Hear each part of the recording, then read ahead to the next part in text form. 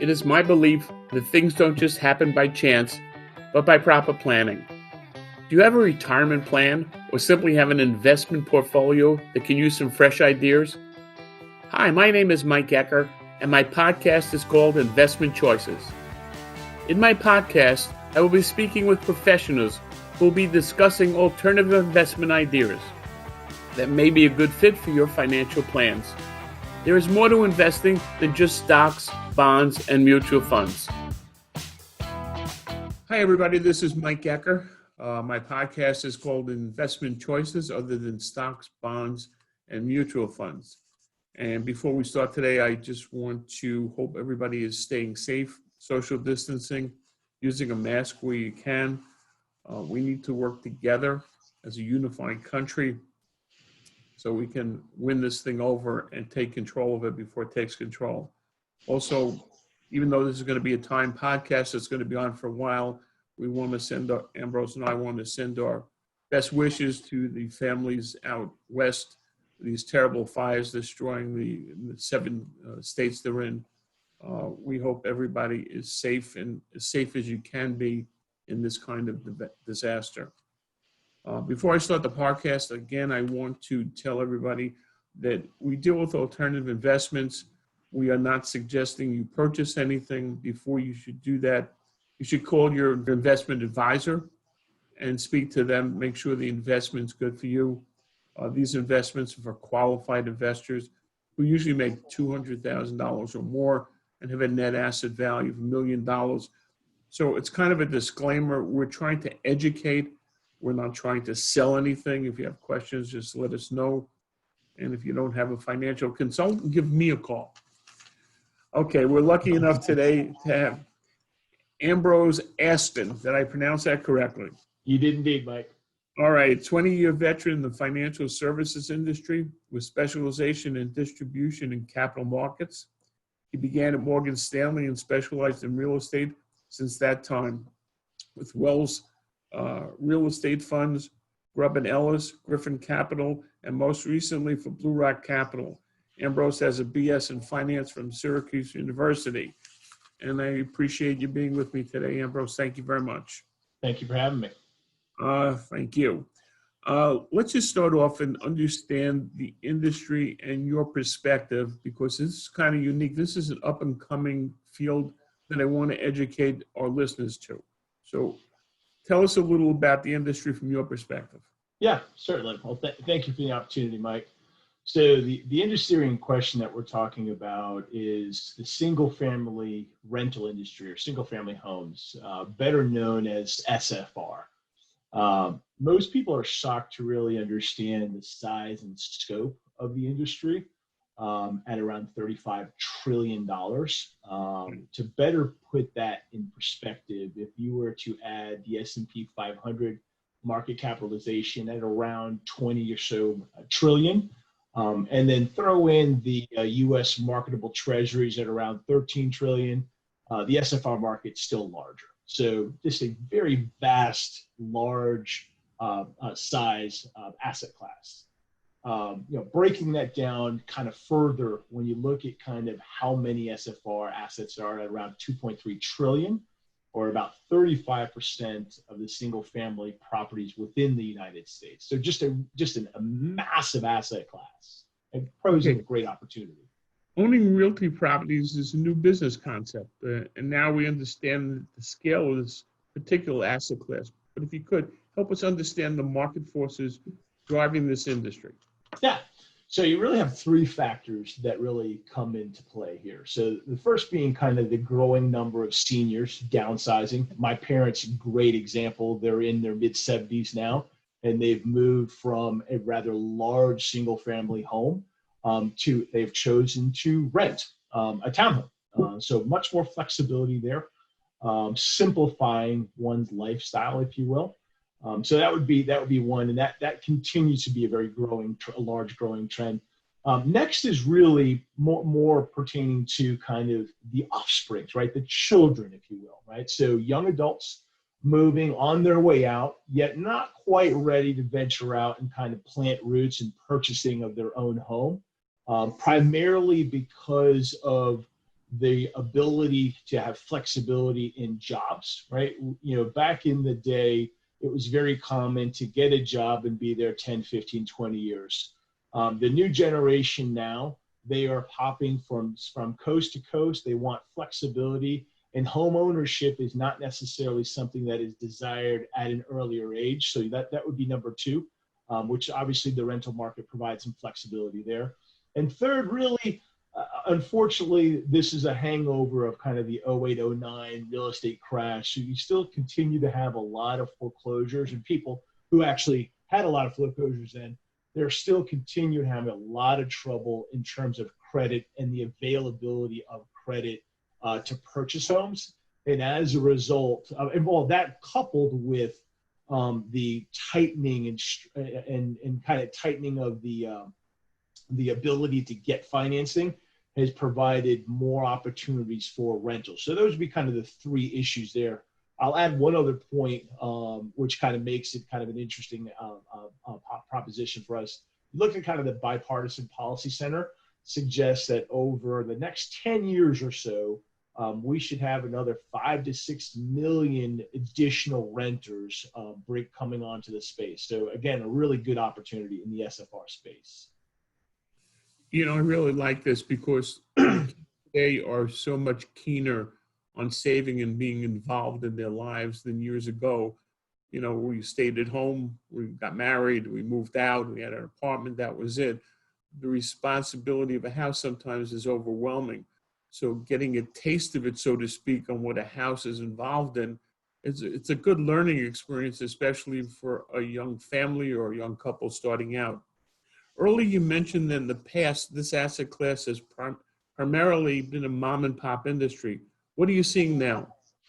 Yeah, so I would say that by and large, that still continues to be the case, although we've seen between 2011 and 2017, some of the largest private equity firms and hedge funds that have kind of come into the market in a very meaningful way. About $36 billion or more than 200,000 rentals have been gobbled up, I should say, by large institutions. But when you really break that down, that still represents less than 2% ownership, institutionally speaking. So a better way of saying it, 98% of the SFR market continues to be owned by the mom and pop SFR landlords out there. Yeah, again, SFM is single family rentals. Single family rentals. As he's doing that, I have to keep remembering that's what it means when he says that. Yeah. As an asset class, how does single family rentals compare to other investment opportunities out there? Yeah. So I will tell you that it is incredibly resilient and very, very stable, both in kind of the volatile times. And I would tell you also in some of the more downbeaten and up markets, right? It's a pretty steady eddy.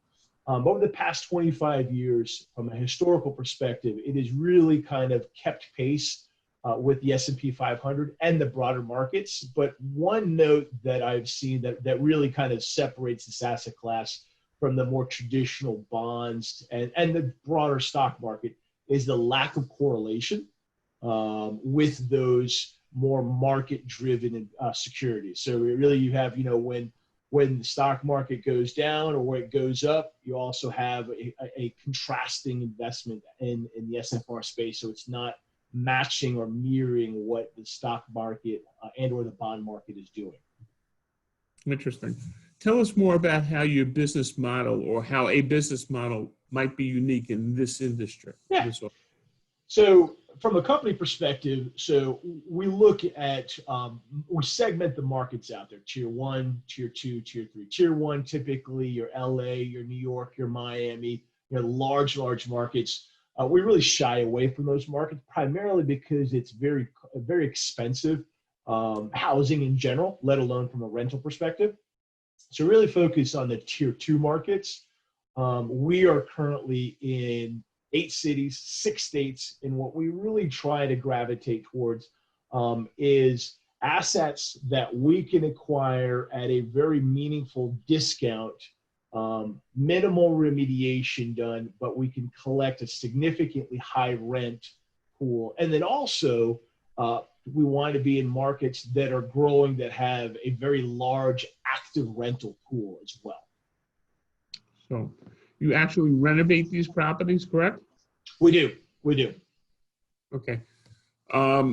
Once you've taken the properties in renovation, what's the process? How does that begin? Yeah. So once possession is taken, and I would tell you that this is us and anybody else for the most part on the institutional side that's in the SFR space. But once possession is taken, and that could be anywhere from as quickly as a couple days to upwards of 30 days. But once possession is taken, we have already had a plan in place on what remediation costs need to go into that asset, right? So whether it's a roof, whether it's all the M&E, the mechanics, the electrical inside, if it's a complete gut or kind of a half and half carpet paint, if you will. From that point, once that is done, then the asset is considered stabilized, right? The asset is now at a point where it's completely remediated. And then from that perspective, then we go to actively renting and marketing that asset. And it's twofold, right? We're looking at, does the asset make sense to remediate and rent, or does the asset make sense to remediate and then ultimately sell that asset?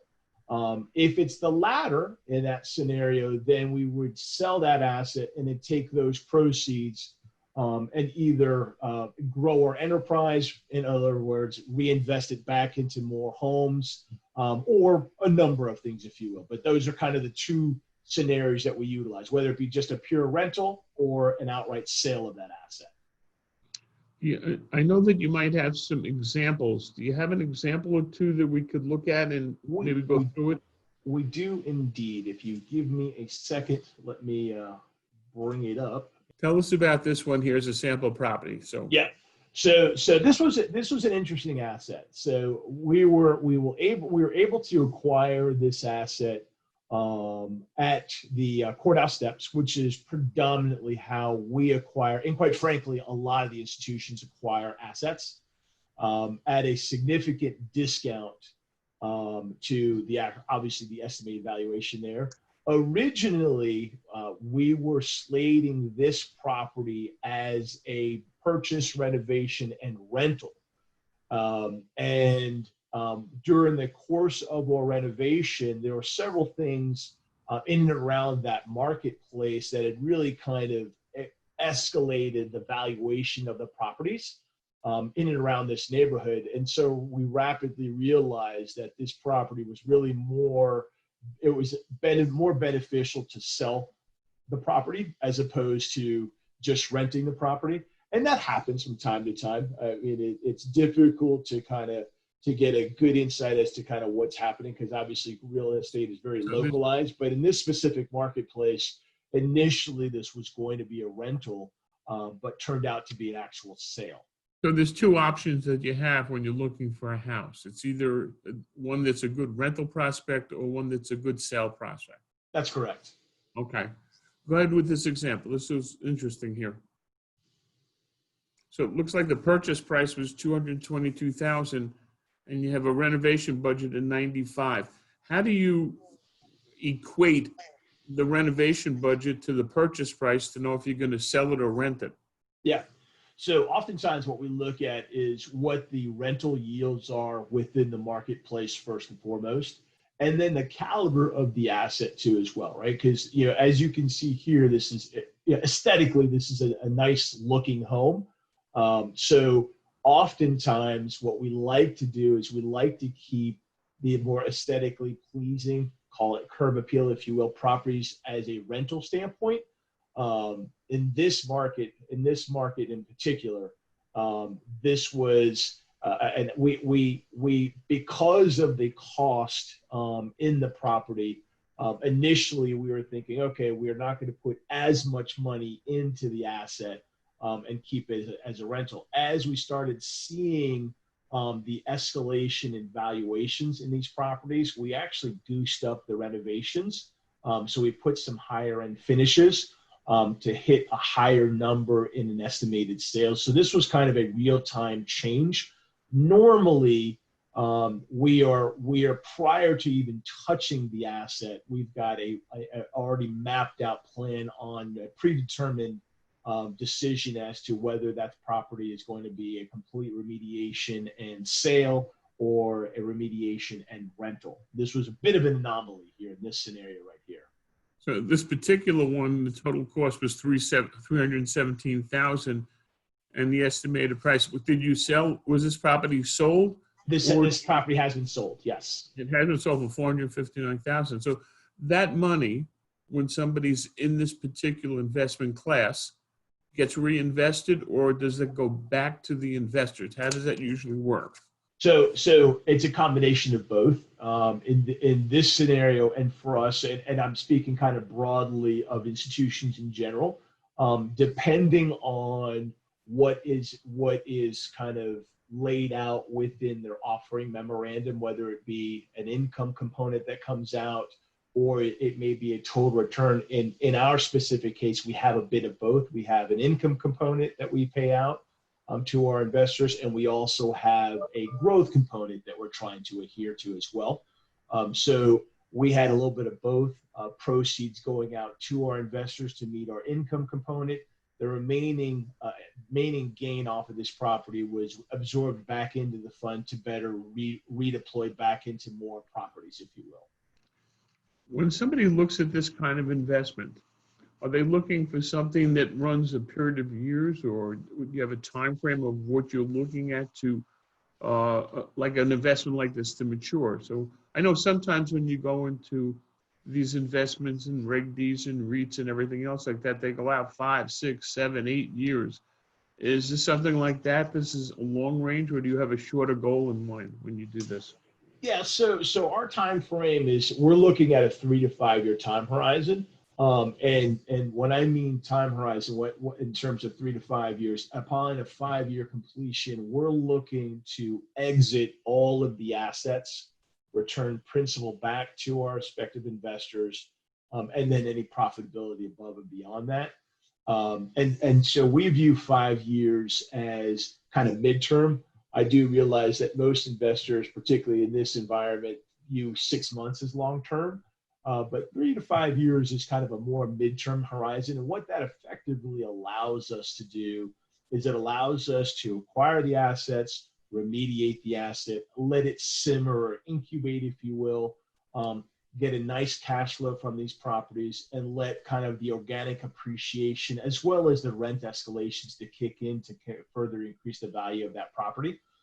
So in that 3 to 5 year time horizon is a really nice time horizon to allow that to happen. I like the asset class. I like the alternative investment idea, but let me see if I can summarize this by taking my notes here. Your company acquires single family homes with the intent to rent.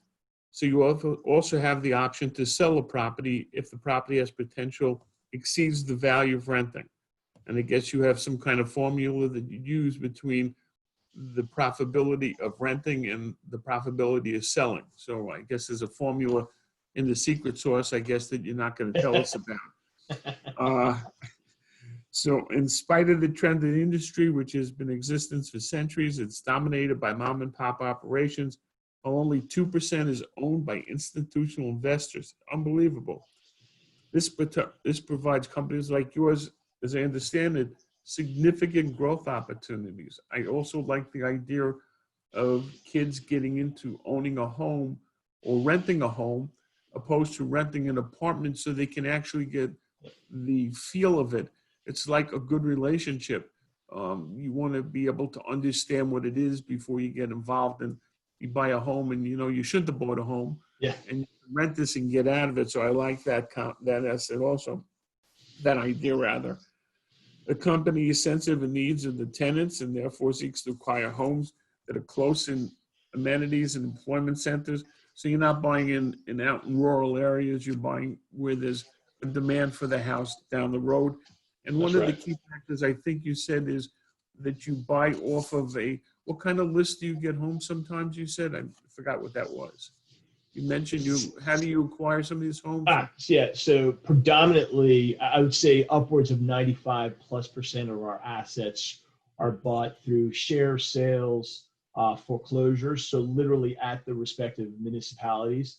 And then the remaining 3 to 5% is anywhere a smattering of direct from banks and or kind of real estate agents, if you will. But overwhelmingly, we are actually going on the ground, going to the respective municipalities, going to the tax sales, share sales, foreclosure sales. That's where we see we can get their best bang for our buck and really purchase assets at significant discounts to replacement value, let alone remediation valuations. So you're looking at a finished product that it is in minimum of 25% below the replacement value, if I understand. Is that correct? That's correct. Okay. So Ambrose, how did I do? Fantastic. I mean, I Mike, I couldn't have said my better myself. I'm ready to have you come on board and take my job. I really appreciate this, and it really gives an insight to our listeners. Ambrose's information is going to be at the end of the podcast. Again, the podcast is used for educational purposes. It is not for the sale, and each investment is different, and you need to talk to your financial consultant before you do any investing. We're here to educate. The name of my podcast is Investment Choices Other Than Stocks, Bonds, and Mutual Funds. I want to really thank you, Ambrose. It's been a pleasure. Super guy. I like the house behind you. I'd even rent that one. Yep, it is available. Thanks a lot, Ambrose. Stay safe, my friend. Stay well. Thank you, guys. Appreciate it. Okay, bye-bye. Thank you for listening. Remember, things just don't happen when it comes to your financial future. This is Mike Ecker, and you've been listening to Investment Choices.